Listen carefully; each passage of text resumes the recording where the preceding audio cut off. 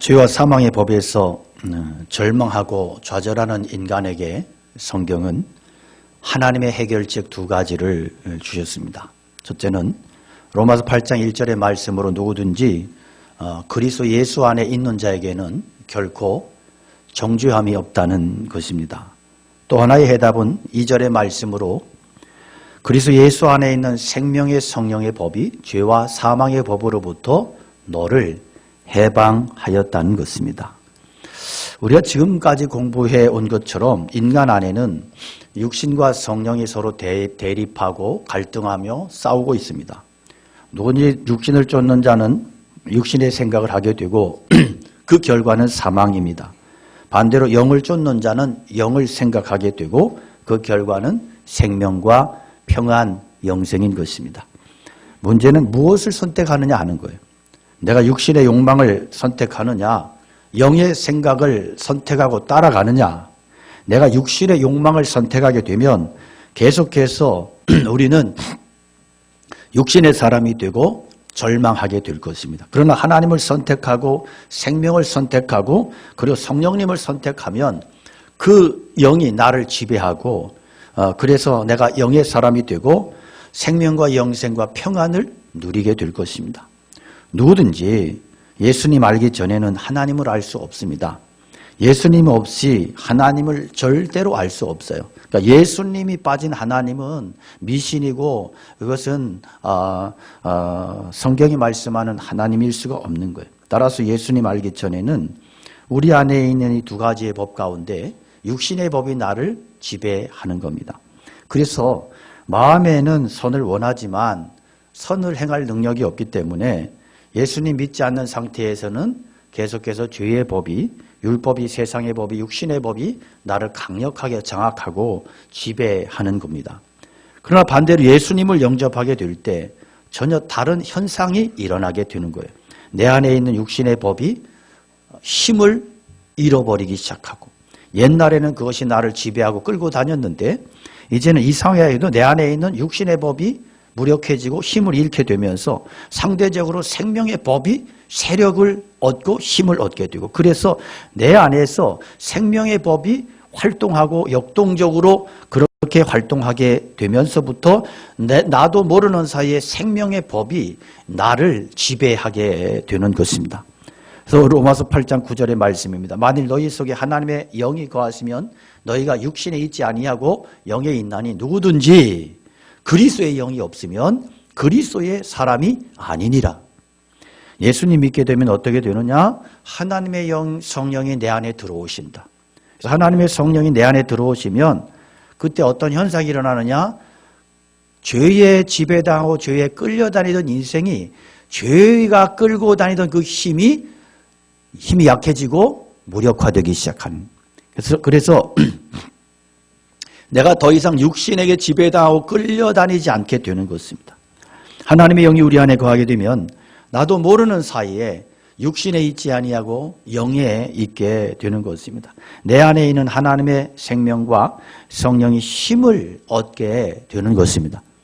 그러면 하나님의 영이 뭐냐? 하나님의 영은 예수 그리스도의 영이시고, 그리고 예수 그리스도의 영이라고 하는 것은 성령님을 의미합니다.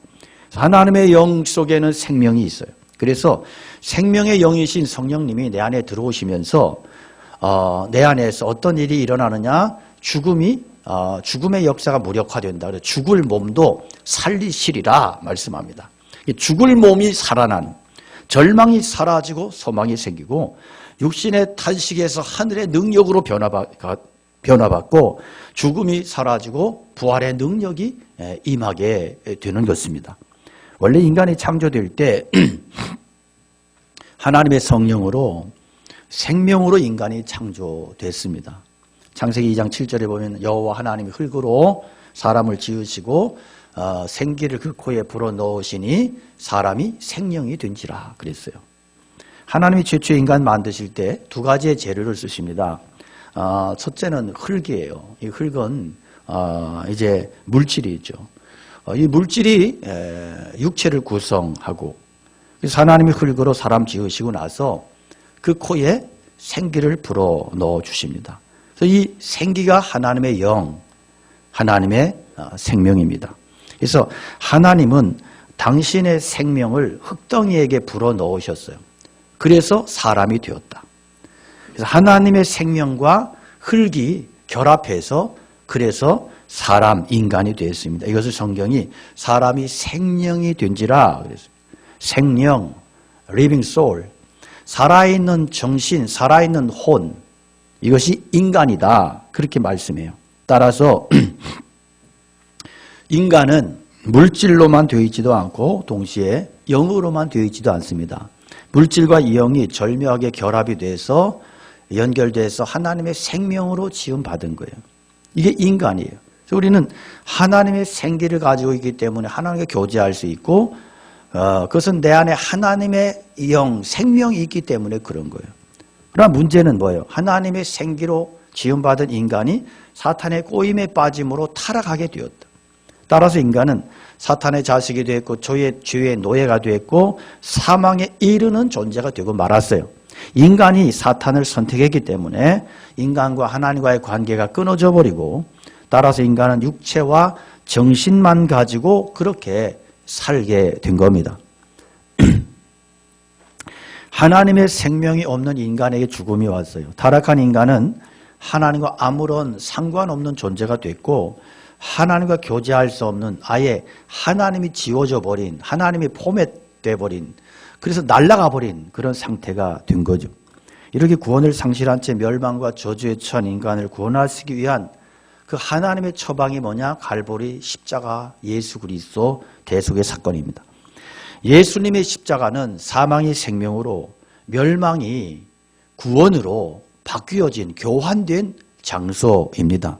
그래서 예수님 안에는 하나님의 생명이 있어서 누구든지 예수 그리스도를 영접하는 자, 예수 그리스도를 믿고 영접하는 자마다 하나님의 생명이 그 속에 있는 거예요. 그래서 이것을 우리가 구원이다 이렇게 말씀을 하는 겁니다. 하나님은 예수님 통해서 하나님의 영을 회복시켜 주셨어요. 그래서 예수 그리스도를 믿으면 내 안에 하나님의 영이 회복되고 하나님의 영이 회복되면 우리는 하나님과의 다시금 새로운 생명의 관계를 갖게 되는 하나님의 백성이 되는 것이고 이 상태를 가리켜서 우리가 구원받았다 이렇게 말씀을 하는 겁니다. 자, 9절에 중요한 두 가지 사실을 우리가 배우게 되는데 첫째는 하나님의 영이 바로 성령님이시다 하는 사실이에요. 하나님은 삼위일체로 존재하세요. 태초에 하나님께서 천지를 만드실 때 성령님이 역사하셨습니다. 그래서 생명이신 하나님의 성령이 수면에 운행하시고 하나님의 생명의 성령님을 통해서 모든 생명이 창조가 됩니다. 그래서 생명의 영이신 성령님을 통해서 이 땅의 모든 생명들이 창조되는 역사가 시작이 됩니다. 뿐만 아니라 하나님 천지 창조하신 인간 만드실 때 그 코에 하나님의 생기를 불어넣으신 이게 또 성령님이세요. 그래서 우리 성경을 주목해서 보면 생명의 역사가 일어나고 생명의 역사가 회복되는 곳에는 항상 성령 하나님의 개입하심과 성령 하나님의 역사하심이 있다는 사실을 발견합니다. 그래서 성경은 성령님을 호칭할 때 생명의 영, 생명을 주시는 영 이렇게 말씀하는 거예요. 그래서 예수님의 사역은 성령님의 사역이었고 성령 하나님과 함께하는 사역이었습니다. 그래서 주님께서는 부활하신 이후에 제자들에게 나타나셔서 말씀하세요. 성령을 받으라. 성령을 받으라. 성령님이 임하시는 곳에는 어떤 일이 일어나느냐? 생명의 역사가 임한다. 생명의 역사가 나타난다. 주님은 진실로 광야와 사막 같은 땅에 강을 내시고 키를 내시는 분이세요. 주님의 성령이 임하실 때 사망의 음침한 골짜기가 생명의 충만한 골짜기로 바뀌어지는 거예요. 우리가 잘 아는 찬양 있죠. 이곳에 생명샘 솟아나 눈물 골짝 지나갈 때에 모자나 열매 맺히고 웃음소리 넘쳐나리라. 그날에 하늘이 열리고 모든 이가 보게 되리라. 마침내 꽃들이 피고 영광의 주가 오시리라. 꽃들도 구름도 바람도 넓은 바다도 찬양하라 찬양하라 예수를. 하늘을 울리며 노래해 나의 영혼아 은혜의 주 은혜의 주 은혜의 주. 할렐루야. 이곳에 생명샘 솟아나 눈물 골짝 지나갈 때에 뭐잖아 열매 맺히고 웃음소리 넘쳐나리라. 이 내용이 뭐예요? 성령님이 우리에게 부으시는 은혜이고 축복인 거예요. 이런 역사가 성령님이 우리의 심령에 임하셔서 우리의 가정에 인생에 임하셔서 우리의 역사 가운데 임하셔서 이루어 가시는 역사예요. 그래서 성령님과 동행하는 인생은 그 인생은 지치지 않고 절망하지 않고 성령님이 함께 하시는 인생 가운데는 늘 기쁨이 생명의 역사가 축복의 역사가 임하는 것입니다. 할렐루야. 여러분 우리가 내 의지만으로 예수님 믿을 수 있느냐? 없어요.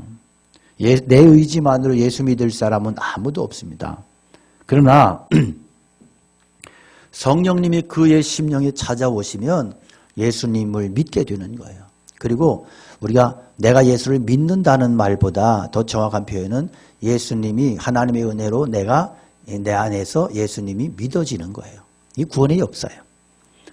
그래서 우리가 엄밀하게 보면 내가 출신 성분이 좋다고 예수 믿는 거 아니에요. 그 인생이 인격적으로 개인적으로 은혜를 받아서 예수 그리스도가 믿어지지 아니하면 아무도 예수님 못 믿는다. 성령님이 우리 안에 들어오셔서 성령님이 내 안에서 감동을 주시고 그래서 그럴 때 예수님께서 내 안에서 역사하시고 그 순간에 내 안에서 생명이 시작이 되는 구원의 역사가 시작이 되는 거예요. 두 번째는 하나님의 영이 우리 안에 거하신다는 사실이에요. 바울 사도는 여기서 성령님을 구원과 관련을 시켜요. 성령님은요 받아도 좋고 받지 않으면 뭐 상관없는 그런 게 아니에요. 약장사가 파는 이상한 가짜 약이 아니란 말이에요.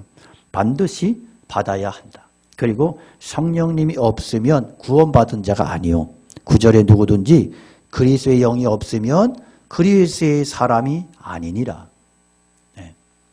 그러니까 성령이 없이는 그리스도의 사람이 될 수 있는 확률은 1도 없다. 1도.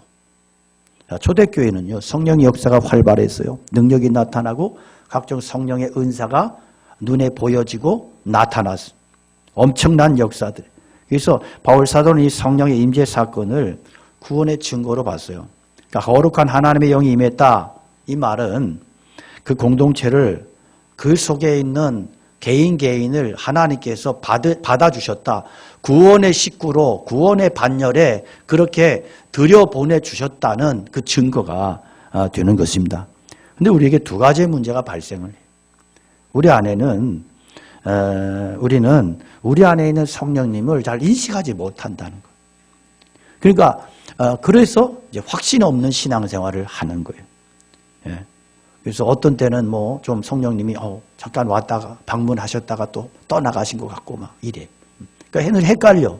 그래서 성령님이 계신 것 같을 때도 되게 믿음 좋은 척 하는데 어떤 때는 보면 또 그냥 다 죽어간단 말이요.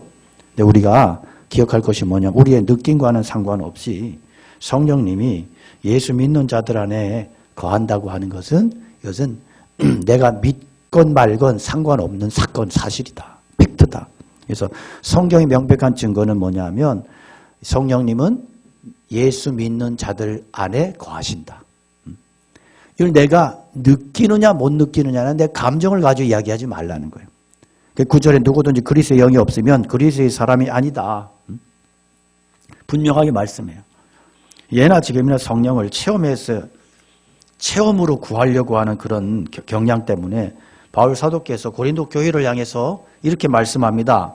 고린도전서 12장 3절에 보면 하나님의 영으로 말하는 자는 누구든지 예수를 저주할 자라 하지 아니하고 또 성령으로 아니하고는 누구든지 예수를 주라고 할 수 없다. 예수님을 주님으로 고백할 수 없다. 성령이 아니면. 자, 내 입으로 예수님을 시인하는 것 그 자체가 뭐예요? 명백한 성령의 역사다. 그 말씀하는 거예요. 내가 예수님을 향해서 주님 기도하고 찬양으로 주님을 고백하고 내가 내 의지적으로 내 안에 예수 그리스도를 주님으로 그렇게 내가 시인하고 있다면 그것보다 더 분명하고 강력한 성령의 역사와 임재의 증거는 없다 하는 거예요. 할렐루야. 그래서 우리는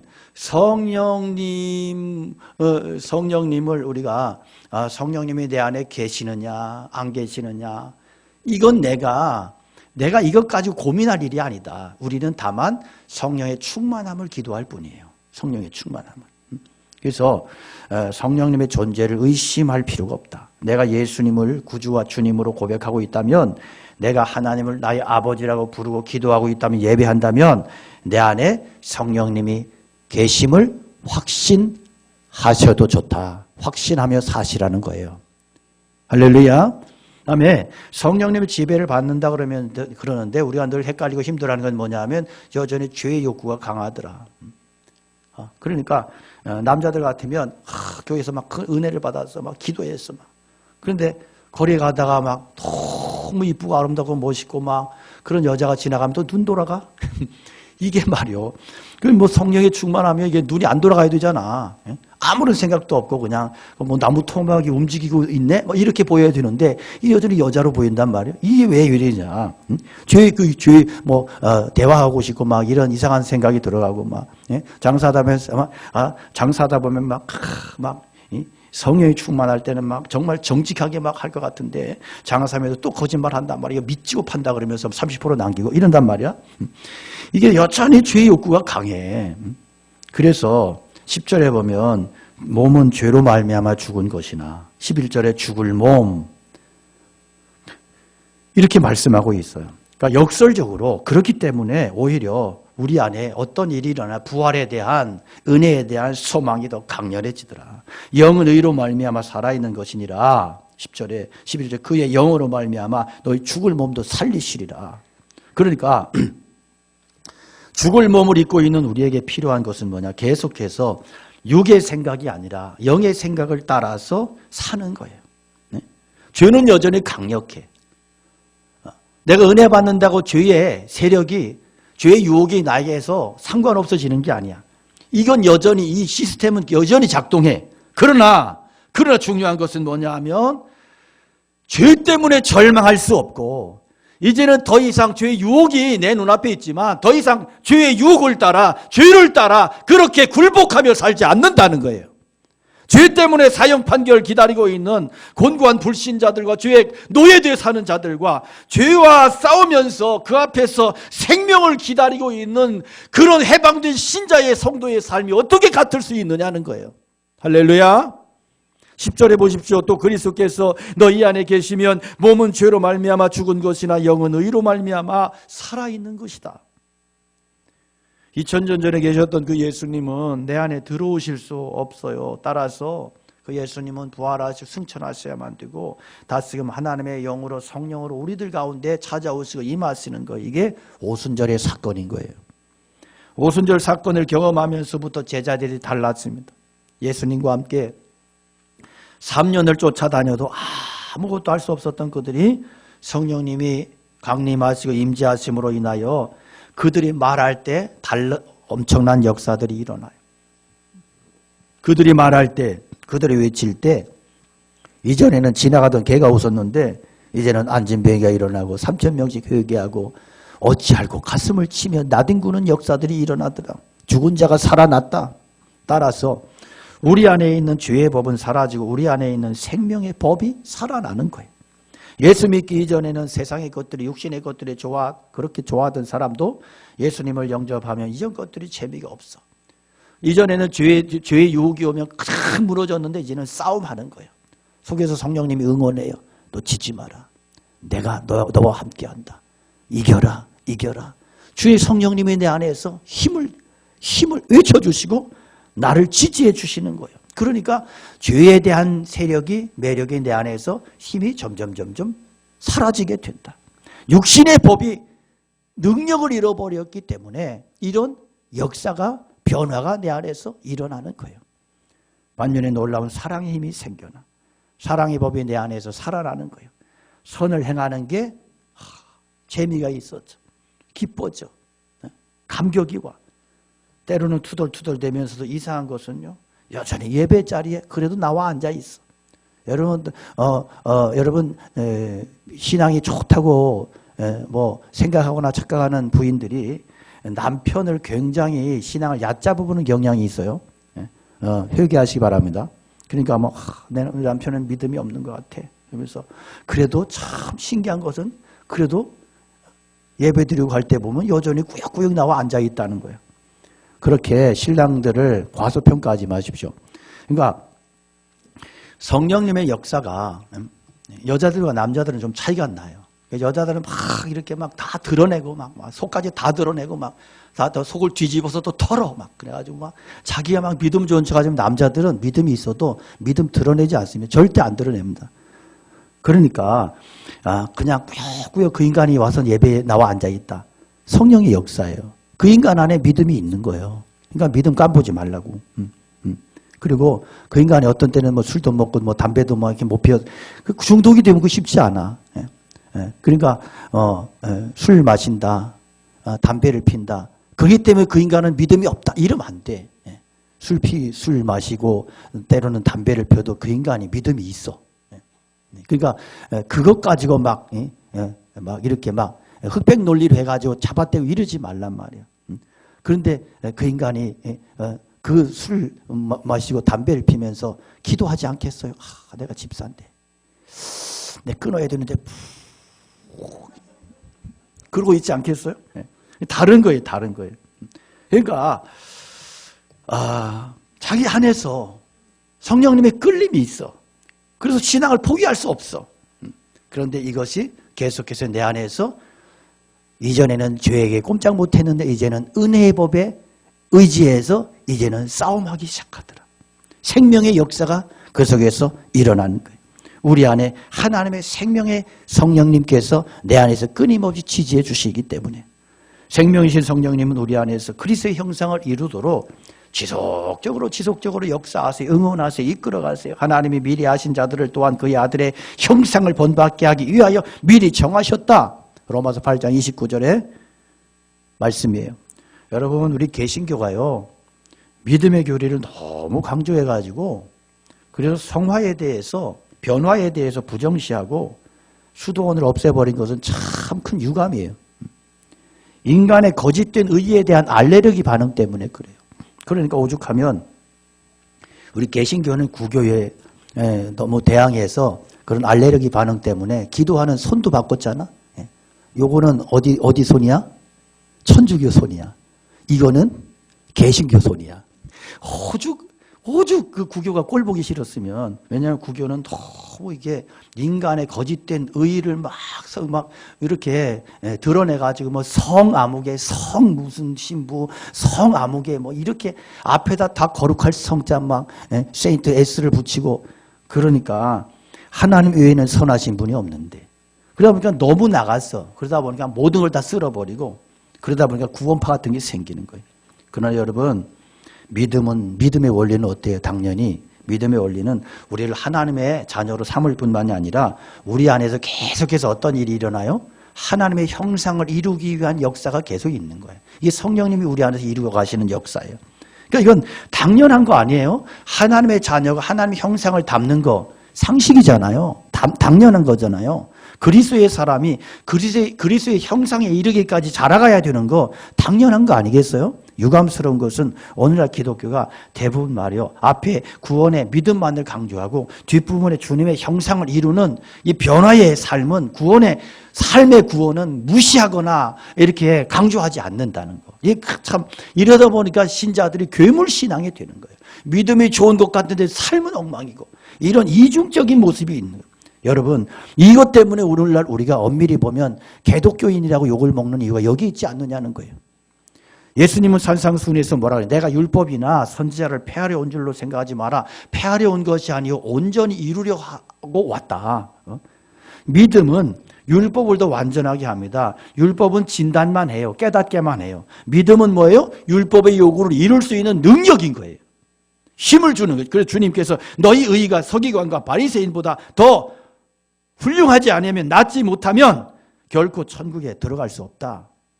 맞습니다, 여러분. 우리의 의의는 예수 그리스도의 의의이기 때문에 바리새인들의 수준보다 더 높고 우리의 의의는 실제로 도덕적으로도 윤리적으로도 바리새인보다 더 높아야 된다. 이것이 예수님의 기대치예요. 이것이 우리에게 원하시는 하나님의 기대치란 말이에요. 우리가 부활의 몸 입기 전까지 우리 죽을 몸 안에서 그리스도의 형상을 이루기까지 달려갑니다. 초대교회는 이런 자신감이 있었다고요. 자신감이. 율법으로도 유대인들보다 조금도 못하지 않다는 자신감이 있었다고요. 그래서 바울 사도가 피차 사랑의 빛 위에는 아무에게든지 아무 빛도 짓지 마라. 남을 사랑하는 자는 율법을 다 이루었다. 그들의 의는 실제로 바리새인들의 의보다 뛰어난 사랑의 의로 그렇게 드러나고 있었어요. 이게 초대교회의 실력이에요. 저는 오늘 우리들이 이런 수준의 신앙을 위하여 기도할 수 있기 원하고 이런 수준의 신앙을 위하여 달려갈 수 있기 원하고 이런 신앙을 소유할 수 있기를 축원합니다. 생명이 성령 안에서 여러분 안에 있는 사탄의 세력이 사라지기를 축원합니다. 육의 본능이 사라지기를 축원합니다. 생명의 성령님이 역사하시는 그 능력으로 그리스도의 형상을 이룰 수 있기를 축원합니다. 11절에 보니까 예수를 죽은 자 가운데서 살리신 이의 영이 너희 안에 거하시면 그리스도 예수를 죽은 자 가운데서 살리신 이가 너희 안에 거하시는 그의 영으로 말미암아 너희의 죽을 몸도 살리시리라. 성령님이 내 안에 들어오시면 내 안에 있는 쓰레기들이 사라지는 거예요. 청소되기 시작하는 거예요. 죄가 보혈로 씻어져서 사라지기 시작하고 사탄의 세력의 맥을 못 추게 되는 거예요. 사탄이 여러분의 마음에 어떻게 들어오는지 알아요? 마치 쥐새끼처럼 구멍을 타고 들어와요. 그래서 마귀로 틈을 타지 못하게 하라. 틈을 주면 마귀가 들어오는. 우리의 생각 속에 들어오고 삶의 현장에 들어오고. 하지만 여러분이 성령님으로 충만해 있다면 그것은 도간에 든 쥐처럼 질식에 죽어버리는 거예요. 성령으로 충만할 때 여러분 우리의 성격도 변하고요. 생각도 변하고 부정적이던 생각이 긍정적으로 비판이 변화해 남을 격려하기 시작하는 거예요. 그런데 그 성령님은 우리에게 더 놀라운 일을 하시는데 예수님을 살리셨던 그 영이 예수님 안에 계셨기 때문에 예수님이 부활하신 것처럼 그 성령님이 우리 안에 살게 되면 그리스도 예수를 죽은 자 가운데서 살리신 이가 우리의 죽을 몸도 살리신다는 거예요. 그래서 우리는 죽음을 두려워하지 않습니다. 오히려 죽음을 환영하는 거예요. 우리의 영을 살릴 뿐 아니라 우리의 죽을 몸도 살리시기 때문에 그래요. 하나님은 우리를 영광스러운 몸으로 부활시켜 주실 줄로 믿습니다. 이 성령님을 우리가 찬양하기 원합니다. 이 성령님 마음에 모시고 성령님을 쫓아 살아갈 때 우리의 삶에 성령의 열매가 맺혀지는 거예요. 성령님이 내 안에 집 짓고 사시면서 통치하시기 때문에 나의 삶을 통해서 생명의 역사가 일어나는 거예요. 그 성령님께서 우리가 약할 때 강하게 하시고 가난할 때 부욕해 하시고 병들었을 때 능히 치유하시며 건강하게 해주실 줄로 믿습니다. 지혜를 잃어버렸을 때 지혜 주시고 낙심할 때 참된 소망이 되시고 외로울 때 나의 친구가 되어주실 것입니다. 죽을 몸도 다시 살려주시는 그 능력으로 우리의 삶을 붙잡아 주시고 축복해 주실 줄로 믿습니다. 생명이신 성령님과 함께 영원토록 동행하는 삶, 영생을 맛보며 오늘도 내일도 주 안에서 성령 안에서 살아가시는 하나님의 거룩한 종들이 되시기를 주님의 이름으로 축원합니다. 말씀 기억하면서 우리 함께 찬양 올려드리겠습니다.